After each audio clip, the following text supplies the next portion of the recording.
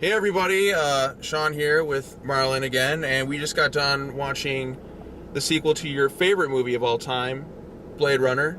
Blade Runner 2049, starring Ryan Gosling, and then the third act of the movie, Harrison Ford. And yeah, would you like to start? You know the Blade Runner world more than I do. So, what'd you think of the movie? It was good. I really liked it. Not really too much to complain about. I still like the original, I think, more. I think this is a better film in terms of its story and the beginning, the middle, and end. It's long.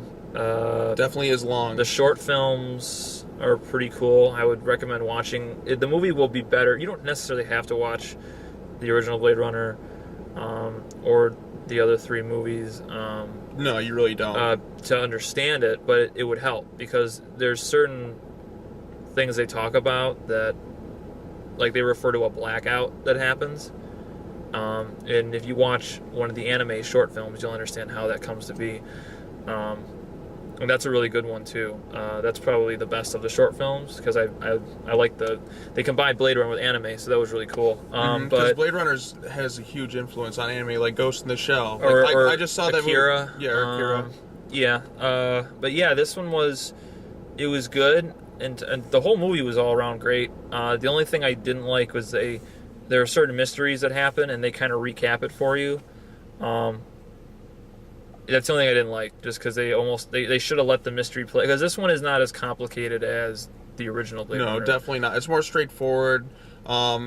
It's not as like you just like because the original. The old one they had to recut, and there was a lot of issues. There's so many different versions of Blade Runner. How many versions are there? Well, technically speaking, there's 5. But really, if you narrow it down, the theatrical and international are almost the same. They're essentially the same thing. Just international is more violence, so I consider that one version. And then the directors in the final, they're pretty much the same. Just that the final cut, and then there's the work print. Well, the final cut, they basically cleaned the movie up and took out the narrative. I mean, they just cleaned it, in my opinion. They just cleaned it, did some fixes. They fixed issues with the movie that were obvious. But in my opinion, the storytelling is the same between director and final. So to me, there's more like 2 official versions and the work print, which is like what they were gonna do but didn't. So the work print is kind of like weird, but that's kind of like almost like a novelty item. So to me, there's more like 2 definitive versions. Because the directors and final are so close. I mean, I don't really see much of a huge difference in terms of, like I said, they made the color palette better and it's a 4K scan and whatever. So I like the final cut the most just because the sound is really good. But it doesn't have the great narrations by the phoned-in Harrison Ford. Yeah, well, he tried to do it so bad that they wouldn't use it because he felt the narration was awful. Yeah, that's the thing in the first place. So he purposely performed bad, so they was like, I hope they don't, and they used it anyway because they wanted audiences to get it. And that's kind of what I felt with this new one, is that there were moments where I felt like they're trying to like make sure, all right, let's go back really quick. Did you get that? It's almost kind of like the teacher gives you a math lesson and then says, let's recap really quick. So this trick here and this trick here. You got it? Cool. So that's the only real problem I have with it. And it's only with the big, reveal. Like, I think they should have. They did the same issue in The Force Awakens, ironically starring Harrison Ford, with the whole reveal of, like, Kylo Ren being, Han Solo's son. Supreme Leader Snoke literally looks at the camera, and he's like, your father, Han Solo, audience. And it was like, oh my god, this is so dumb. You're literally, like, taking a spoon and feeding us. I mean, it would have been so much better if you just let the movie play itself out. And then we would have figured that out. I would have figured it out on my own when Han says, I saw our son. I would have been like, who could it be?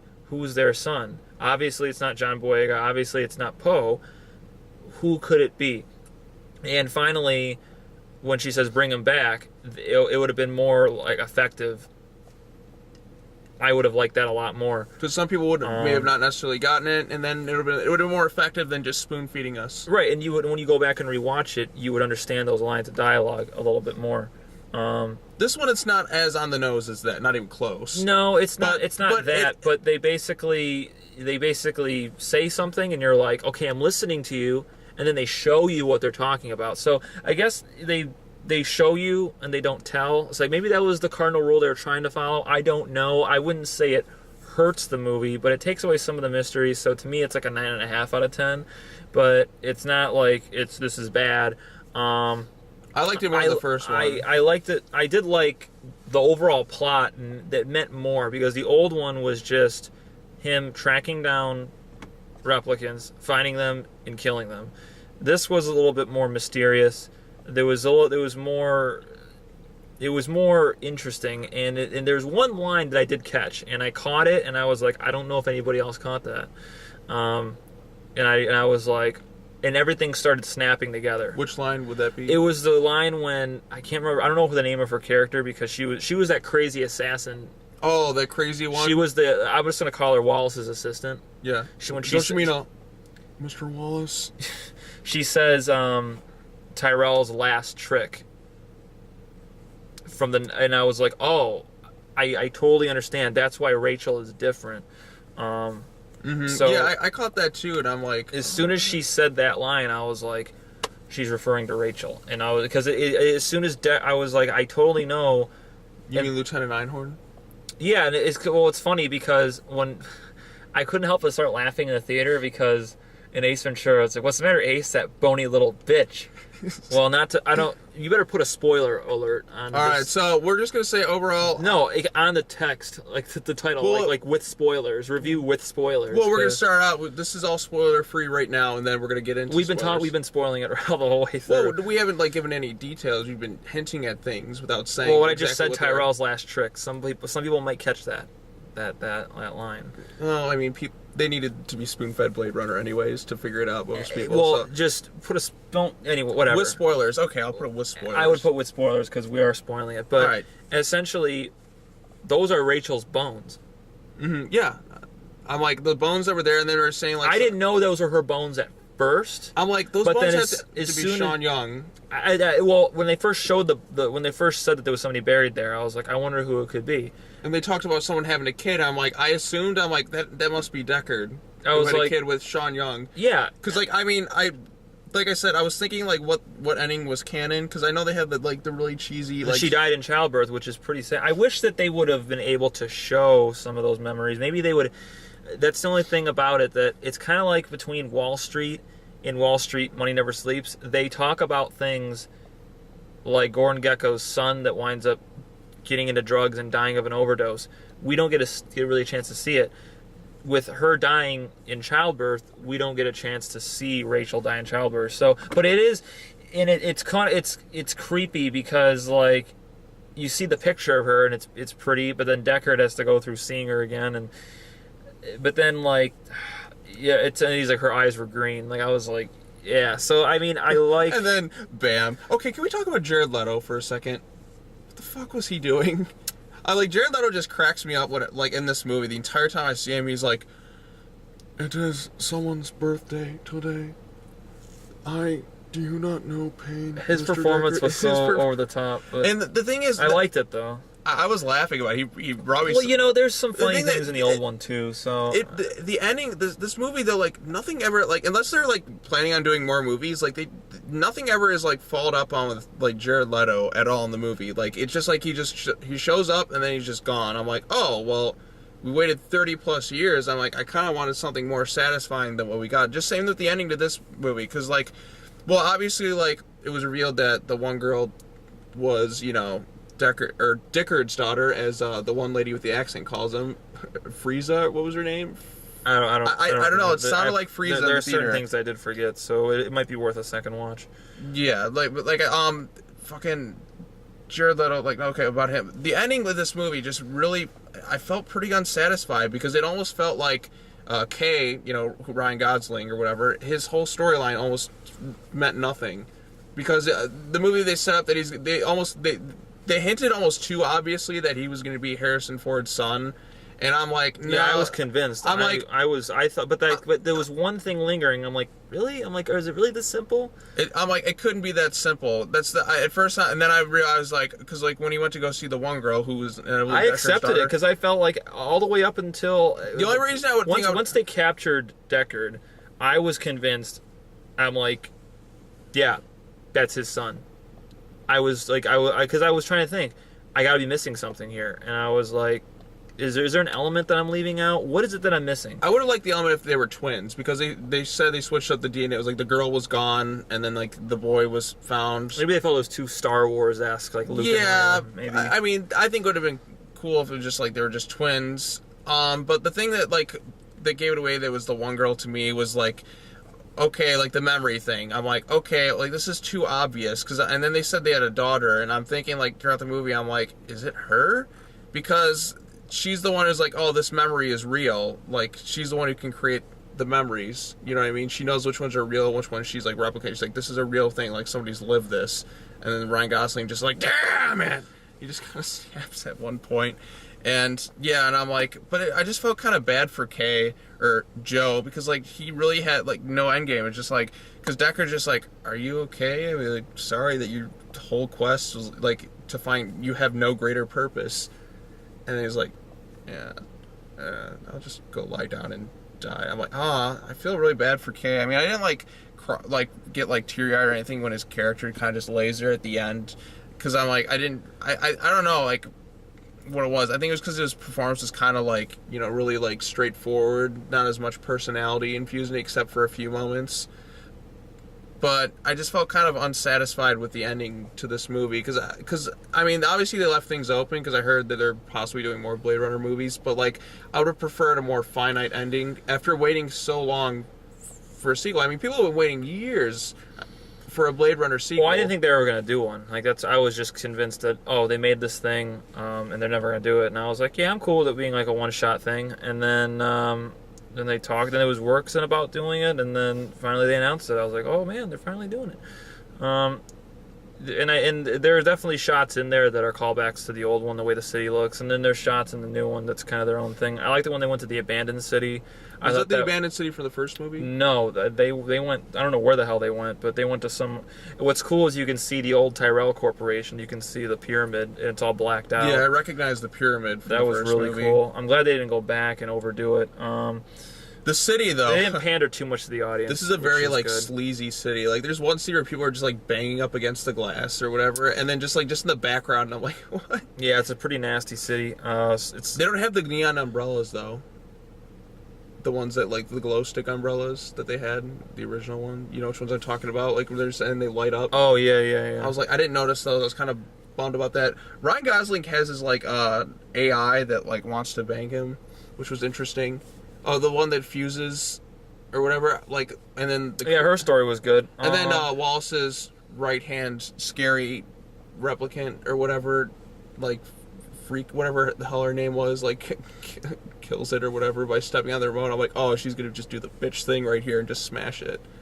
Yeah, that was pretty sad. But yeah, I liked it overall. I thought it was really good. The issue I had was like, why did they take Joe with them? Like, why did they just left him there to not like? That's kind of a loose end. What do you mean?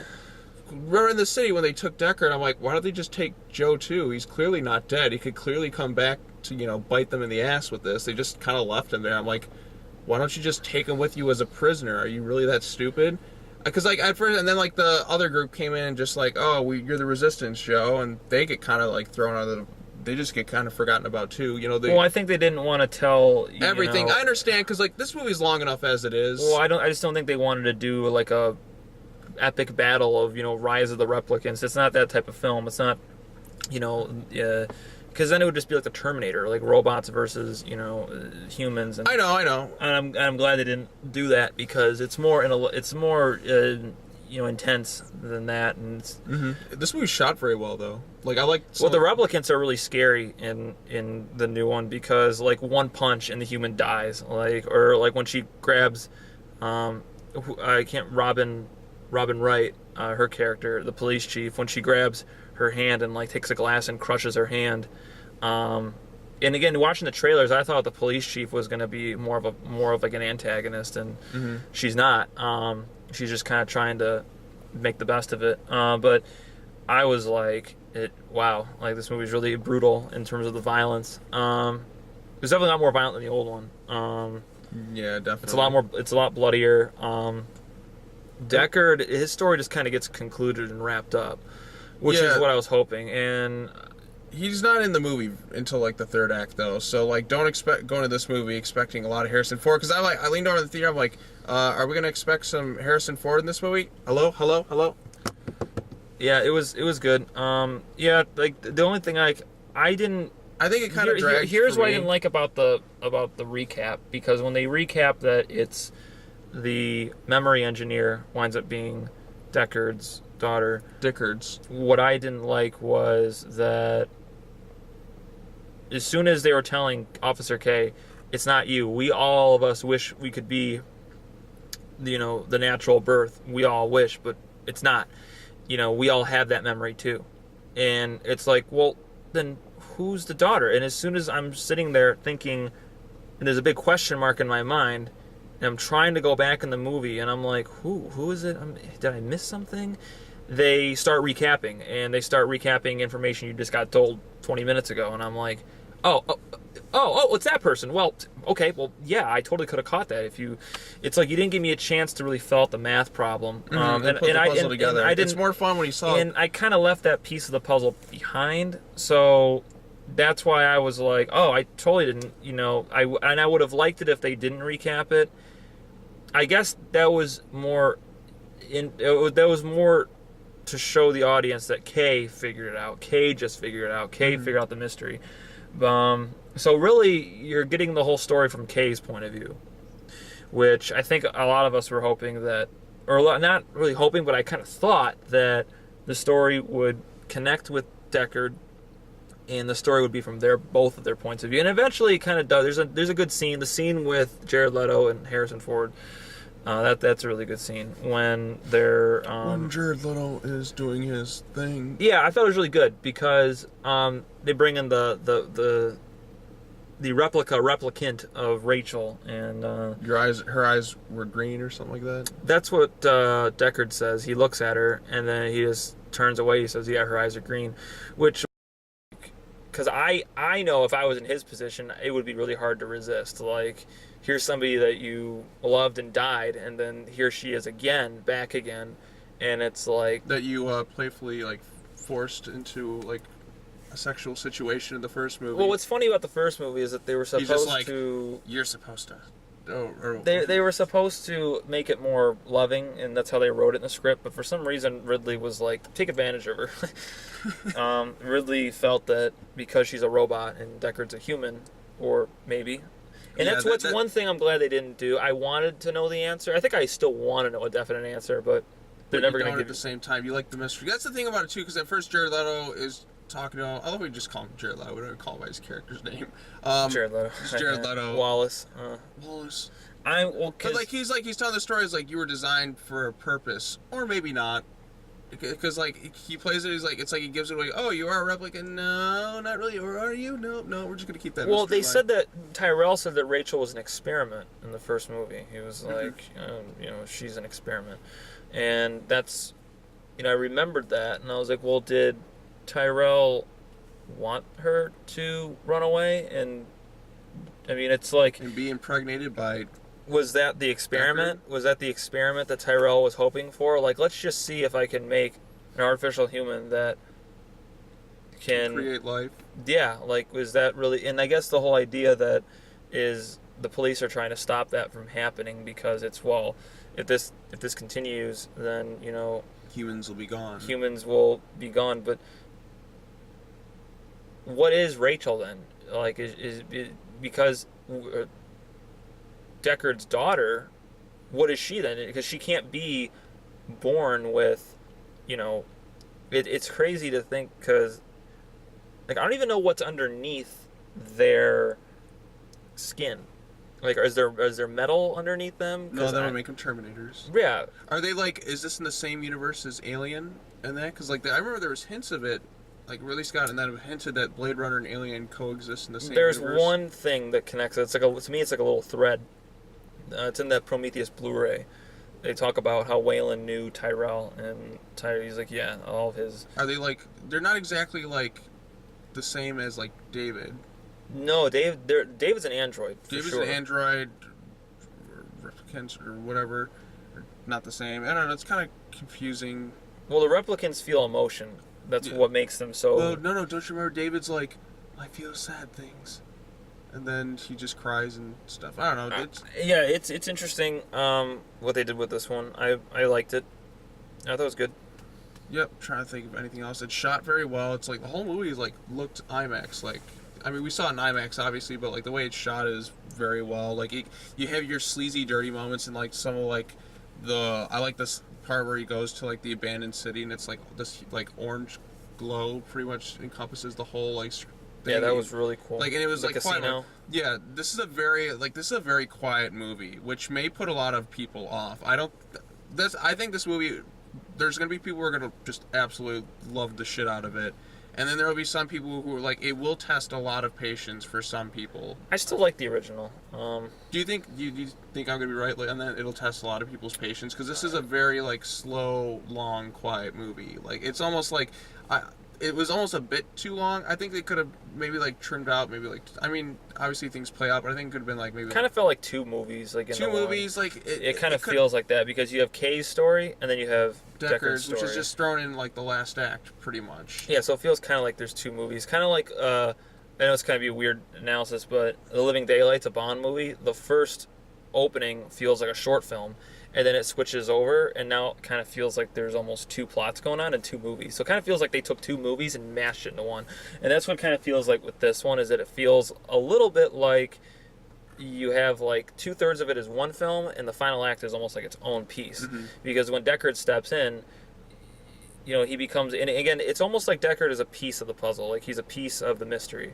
But I'm really glad that, and a lot of it centers around Rachel too, which, and now we know kind of why she's more than just, Rachel's an experiment, more human than human, you know. So it's pretty cool the way they tied it all together. It's definitely not unsatisfying, at least for me. It definitely expands. Just for me, the first one's always gonna be the first one. So. Mm-hmm. I mean, I liked it more than the first one. I'm not too big a fan of the first Blade Runner movie, but you know, that's just me. But this one I liked. I mean, I give it maybe like 7.5 out of 10, which is, you know, average is like, above average is a 6. You know, 7 is good. 7.5 is pretty good. You know, it's pretty good. It's fine. You know, it's a movie I'd watch this, and this is a late night watch type movie. Like, you know, if you're at home, you just kind of want to sit back and just like put something on. It's not a movie I'd rush back to go see, because it is like nearly like 3 hours, and it is like a movie that's like, usually with movies that have kind of a mystery to them, it's fun to pick up the puzzles like the first time, and then it's not as effective when you watch it. But like, this is like a movie, like I said, like a late night watch type movie deal. Like if it's on TV or something, it's, you know, it's good, but like you better set some time aside. It is very long. Yeah, it was good. But yeah. Anything else you gotta say? No. I feel like we talked plenty. It's 20 plus minutes, and it's for the Blade Runner sequel, which took a very long time to get here. I mean, sequels are long overdue. Sequels just seem to be happening at random now. You know what I mean?